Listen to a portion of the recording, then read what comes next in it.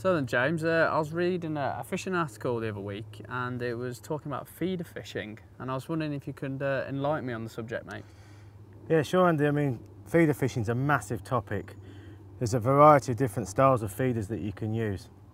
I think what we'll do today is we'll narrow it down to the method feeder.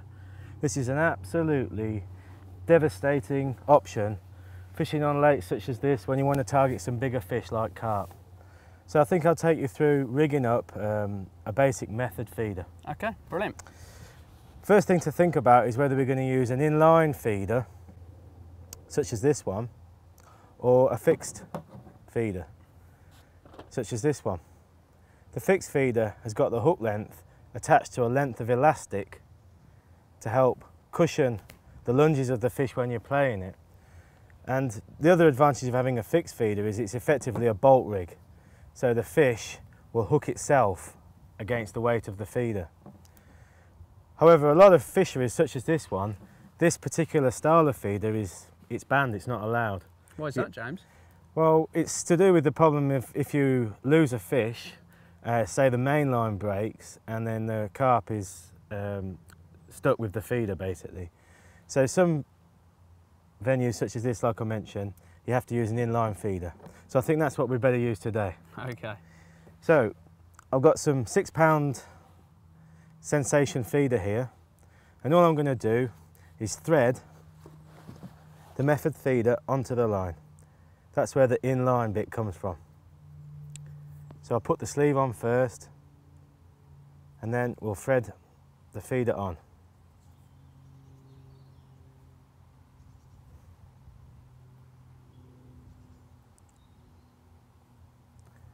There we go.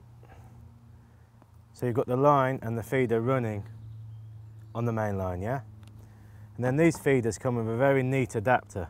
And all you have to do is tie a loop in the bottom of your main line, like so.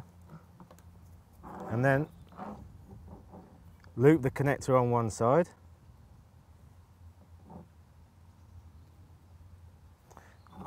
Right, how simple is that? And these feeders are quite clever. Even though they're in line and the feeder can run up, there is some tension on that connector. So you still have got an effective bolt rig. So that's the thing with the method. It's not like many other styles of fishing where you have to strike at a bite. The fish are actually hooking themselves. Ah, right, okay. So we've got the main part of the feeder set up. Now all we need to do is add the hook length. And I've taken a size 14 carp feeder hook with a hair already incorporated into the hook length. And I've cut that hook length down to around about, what, 15 centimetres? Yeah, something like that. Because that's the other key consideration you need to think about when you're fishing the method, is you want to use a short hook length. So what you're actually going to do is bait your hook, and then with ground bait on the feeder, disguise your hook bait in with the ground bait on the feeder. So the carp is just coming in, eating the ground bait, eating your hook bait in one quick go. It's such an efficient and such an easy way of fishing, but one that's so devastating.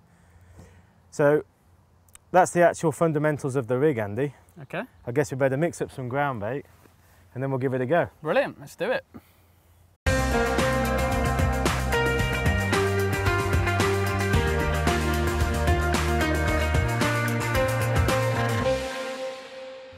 Now I'm hooked on fishing.